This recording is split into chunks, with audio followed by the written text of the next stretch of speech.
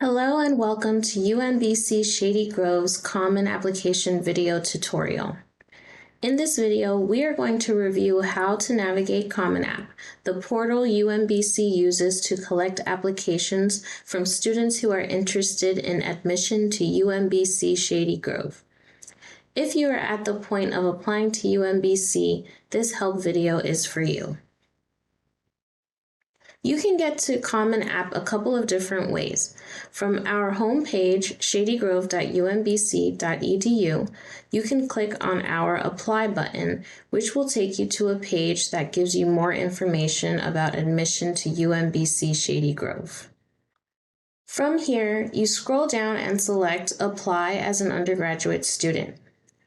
This will route you to UMBC's admissions page where the application steps are outlined in detail. The link to Common App is provided on this page. Please note that you should review all of the steps outlined here in addition to completing your application via Common App. In addition to your application, you will need to submit official transcripts from each university or college you have previously attended, including international coursework. Instructions for the submission of transcripts as well as a few other steps are outlined here. For now, we're going to focus on the Common App portal. After you click on the Apply link associated with your term of interest, you will be routed to the Common App website and prompted to apply for first year or apply for transfer. Please select Apply for Transfer. If you haven't already, please proceed by creating an account like you would any other online profile. If you are signing up for the first time, be sure that you are signing up as a transfer student. Once you have created your account or logged in, your application dashboard will appear. The first thing you want to do after creating your account is to select Add Program, and then indicate that University of Maryland, Baltimore County is the school you want to apply to. Please note you need to spell out UMBC completely. To be clear, at this point, you will not see anything indicating the campus designation, either our main campus in Catonsville or Shady Grove. But there will be a question later on in the application where you can indicate your campus of choice.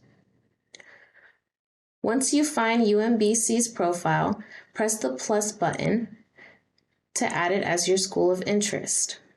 Once it has been added, a green check will appear. Please be sure you are choosing the correct start term of interest, fall or spring, and then click My Application. From here, this is where most of the time-consuming work comes in. Each of these tiles contains a variety of questions for you to answer. As you complete the questions included in the tiles, you will see the circle status bar begin to fill up. The personal information, academic history, and the supporting information tiles each contain questions regarding schools previously attended, biographic information, and previous experiences. The questions that are required in each section are denoted by a red asterisk. Be sure to save your progress as you go and look for a green check mark to indicate that the section has been completed. While all of the required questions in each tile need to be addressed, I'm going to focus a bit on the Programs tile, as this is where the UMBC specific questions are. After selecting Program Materials, select Undergraduate Program UMBC to begin answering the UMBC specific questions. In the tab entitled Documents, you are able to upload any materials you wish to share with us, but they are not required.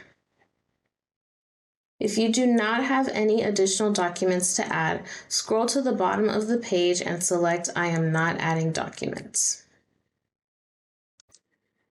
In the next tab entitled Recommendations, you are able to invite recommenders to submit a letter of recommendation on your behalf.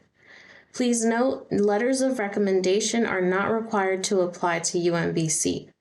Submitting letters of recommendation is optional. If you do not want to submit any letters of recommendation, please select I am not adding any recommendations. If you do choose to invite recommenders, please click Add Recommendations. After selecting Add Recommendations, you will be given the opportunity to enter the contact information for your recommender.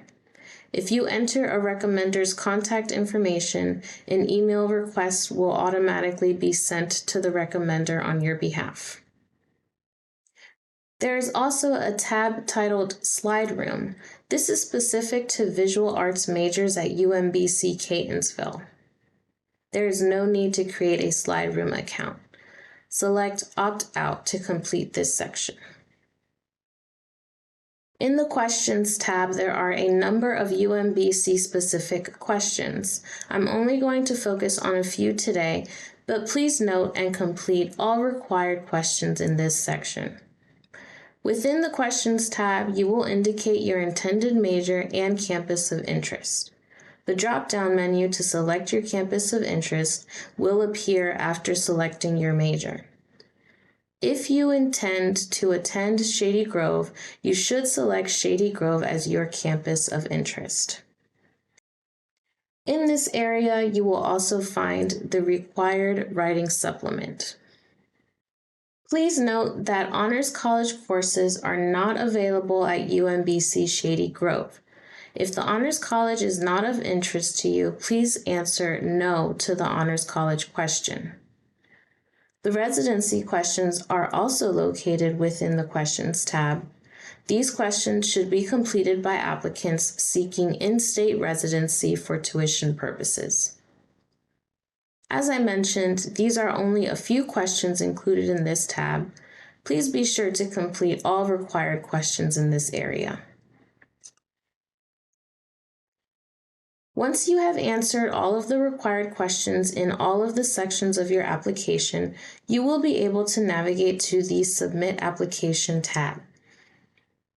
If your application is in fact complete, the Submit button will be green and you will be able to select Submit and move forward with reviewing and submitting your application. If the button is still grayed out, as it is here in my example, please note there is a question you have left incomplete. In that case, you should return to the My Application tab to determine which area is marked as incomplete. After you have submitted your application, there are two things you should do to move forward. If you did not do so through Common App, please submit official transcripts from all post-secondary institutions you have attended previously. Transcripts may be mailed to Undergraduate Admissions, UMBC 1000 Hilltop Circle, Baltimore, Maryland 21250. Or you may have them sent electronically if that option is available to you at your previous institution. If you are asked to use an email address to send transcripts electronically, please send them to admissions@umbc.edu. Please make sure that you submit your transcripts at the time of your application, even if courses are in progress. Remember to submit an additional copy of your official transcripts once your final grades have posted.